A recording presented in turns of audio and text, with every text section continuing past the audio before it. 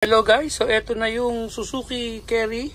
So nasa siya no? Nasa 236 na yung kanyang tinakbo guys. Yan na. So hindi ko pa kasi siya ginagamit for business, more on personal use ko lang muna siya. Yan.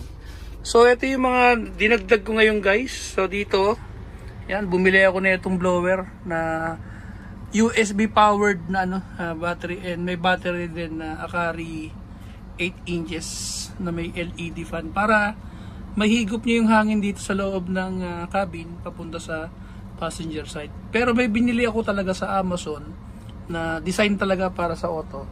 So gagawa ko na lang ng panibagong video. For the meantime, so eto pansamantala guys. So kanina ginamit namin yung dalawang anak ko nasa likod, nasa dulo sila, abot naman daw yung hangin.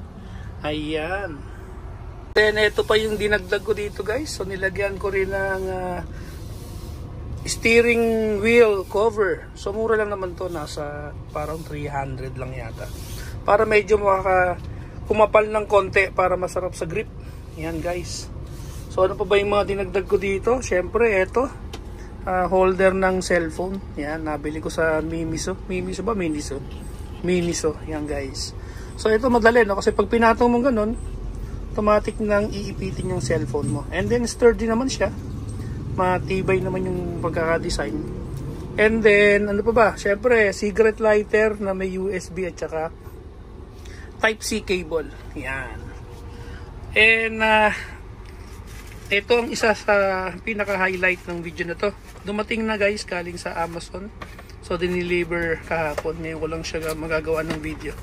So bumili ako ng dashcam na parang meron din siyang wireless Android Auto tsaka Apple CarPlay para maging disente yung sasakyan kahit papaano. Okay, so po pwede kayo mag screen mirroring, and then hindi nyo na masyadong kinakailangan gumawa ng installation. So ito siya guys. So binuksan ko na kanina. Tanggalin lang natin sa plastic bag. Ayan, medyo mahirap lang talaga pagka walang handle ano. Ayan, tanggalin ko lang. And okay guys, so tanggal ko na sa plastic. Ayan, kita nyo naman ang ginagamit nating pang record ngayon.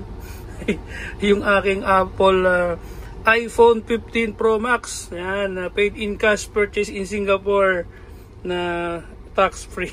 Ang haba ng pangalan.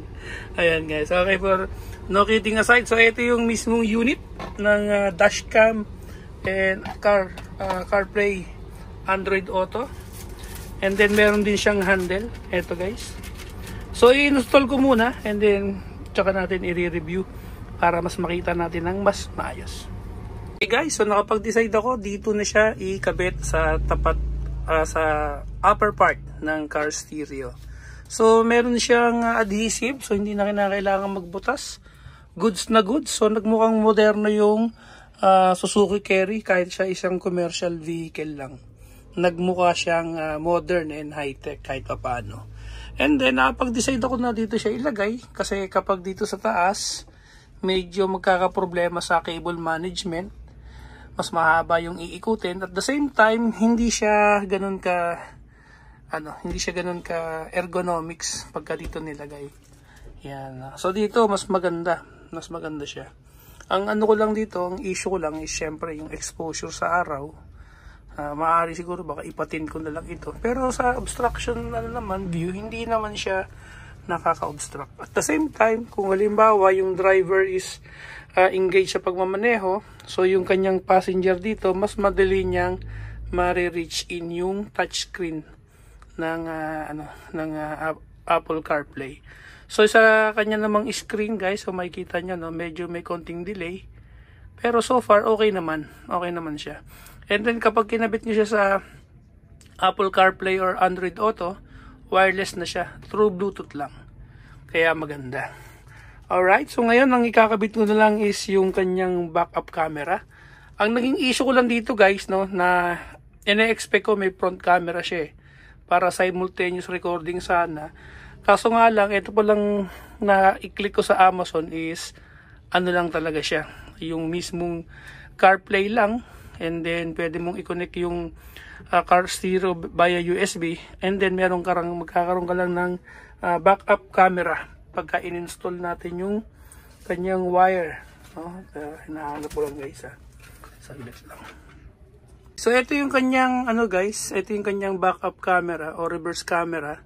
So meron niyang red wire. Yan. Itong red wire na to, itatap nyo to sa ilaw ng reverse light. So kapag ka nagkaroon to ng power, automatic, itong screen, ang ipakikita nyo sa inyo ay yung kanyang reverse camera lang. Yan. So kasi syempre medyo malaki tong likod nito guys. So nakikita nyo, no? Medyo malaki siya. So medyo mahirap i-backing to. Dahil nga maraming dead spot kung makikita ninyo, no? At the same time, kung makikita nyo naman yung kanyang side mirror, no? Maliit lang yan. So mas maganda na meron talagang reverse cam. Kahit na ito ay commercial vehicle lang. Syempre iba pa rin yung lamang kasi marami ka nakikita. Alright? Okay, so mamaya ipakikita ko naman sa inyo kapag naikabit na yung reverse camera. And guys, so dito ko siya ilalagay sa portion na to. Medyo nakahang ng ganyan. Didikit ko siyang ganyan, no? Ayan. Para kitang-kita yung makikita ninyo, no? Ayan. Yung cable management lang magiging issue ko dito, guys. Baka magbutas ako. Ayoko naman dito ilagay kasi pangit. So dito talaga yung maganda. Or pwede rin siguro dito. Yan, ano, sa top na lang. Dito ko na lang siguro ilalagay, guys. Sa taas. Ganyan siya. Para kapag kitang-kita nyo yung buong likod. Guys, dito na lang. And then yung wire dito ko na lang padadaanin sa pinakalikod. Nakalak pala to.